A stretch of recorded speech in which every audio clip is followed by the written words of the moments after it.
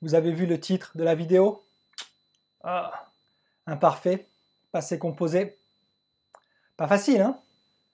Mais ensemble, on va réussir. Et bonjour à tous, j'espère que vous allez bien.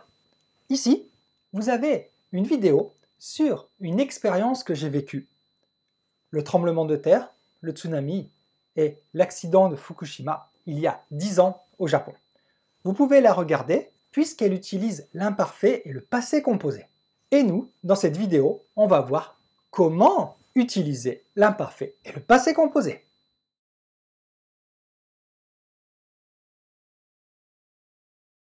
Donc, la première chose à ne pas oublier, c'est que le passé composé et l'imparfait sont deux temps du passé. Les deux se passent dans le passé. C'est la première chose à ne pas oublier. Et on va commencer par le passé composé. Pourquoi le passé composé? Parce que c'est le plus facile. Le passé composé, c'est une action ou un événement terminé. Cet événement ou cette action s'est passé dans le passé et c'est fini. Pour avoir une idée, vous imaginez que cette action ou cet événement, vous prenez une photo. Et c'est un moment, bam, précis, fini, terminé. Donc par exemple, j'ai bu un café, c'est un moment précis, passé, terminé. Elle est allée au théâtre, c'est un moment précis, passé, terminé, stop, passé, composé.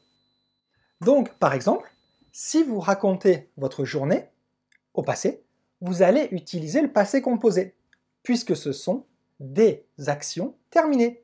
Je me suis levé à 8 heures, j'ai pris mon petit déjeuner, je suis parti au travail, j'ai travaillé, j'ai déjeuné, je suis rentré chez moi vers 18 heures.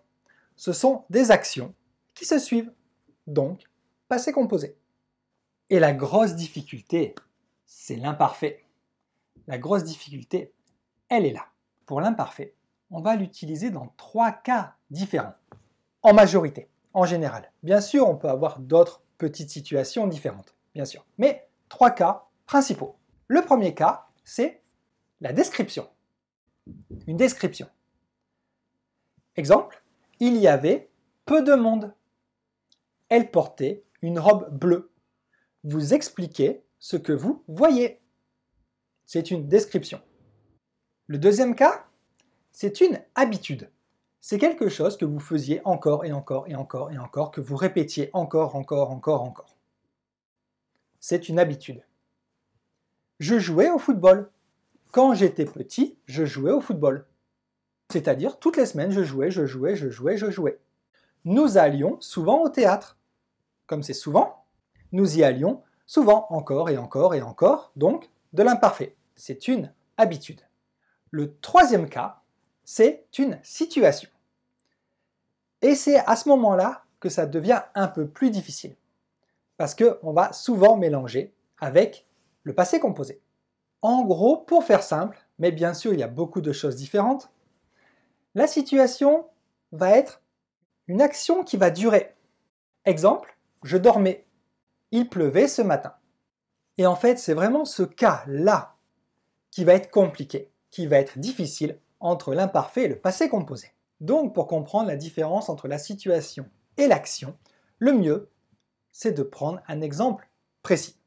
Ici, nous avons une situation. Je dormais. Et tout à coup, bam! Le téléphone a sonné. Et là, c'est l'action, c'est l'événement. Je dormais, situation, le téléphone a sonné, bing! Passé composé, action, événement. Je dormais quand le téléphone a sonné. Votre situation va toujours commencer avant l'événement, avant l'action. Donc vous aurez de l'imparfait qui a déjà commencé, et tout d'un coup, bing, le passé composé qui va arriver. Je dormais quand le téléphone a sonné. Donc, le mieux maintenant, c'est d'essayer. Je vais vous donner un texte au présent. Ensuite, vous allez arrêter la vidéo.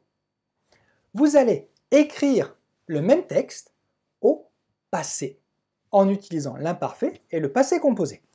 Au passé composé, événement, action, Et à l'imparfait, situation, habitude, description. C'est parti, on va regarder le texte au présent. Pierre dort profondément quand il entend du bruit dans le salon. Il se lève, il s'habille et il va voir ce qu'il y a dans le salon. Avant d'arriver dans le salon, il prend un couteau dans la cuisine. Il ouvre doucement la porte et il regarde. Mais il ne voit rien. Alors, il allume la lumière et il voit un chat. C'est son chat, son nouveau chat, celui qui est noir et blanc et qui aime boire du lait. Donc, voilà le texte. Maintenant, vous allez arrêter la vidéo, vous regardez le texte et vous écrivez à l'imparfait et au passé composé. Stop! Ça y est? C'est fini? Ça va? C'était facile, difficile? On va regarder maintenant la correction et pourquoi c'est de l'imparfait. Pourquoi c'est du passé composé. Pierre dormait profondément quand il a entendu du bruit dans le salon. Il s'est levé, il s'est habillé et il est allé voir ce qu'il y avait dans le salon. Avant d'arriver dans le salon, il a pris un couteau dans la cuisine. Il a ouvert doucement la porte et il a regardé. Mais il n'a rien vu.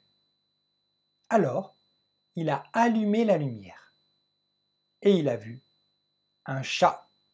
C'était son chat, son nouveau chat, celui qui était noir et blanc et qui aimait boire du lait. Donc vous voyez, ici nous avons beaucoup de passé composé et un peu d'imparfait. Pierre dormait profondément quand il a entendu du bruit dans le salon. Pierre dormait, c'est la situation, donc de l'imparfait. Quand il a entendu, bing, un événement, une action qui arrive, passé composé. Il s'est levé, il s'est habillé et il est allé voir. Ici, 3 actions à la suite, ping, ping, ping, 3 actions terminées. Il s'est levé, il s'est habillé, il est allé, passé composé. Pour aller voir ce qu'il y avait dans le salon. Donc ici, il y avait imparfait, c'est la situation qui avait commencé avant. La situation avait déjà commencé. Avant d'arriver dans le salon, il a pris un couteau dans la cuisine, une action, bing. Il a ouvert doucement la porte, bing, action. Et il a regardé, bing, action. Mais il n'a rien vu, bing, action. On peut prendre des photos à chaque fois, c'est une action à chaque fois. Alors, il a allumé la lumière, bing, action encore. Et il a vu un chat, bing, encore une action.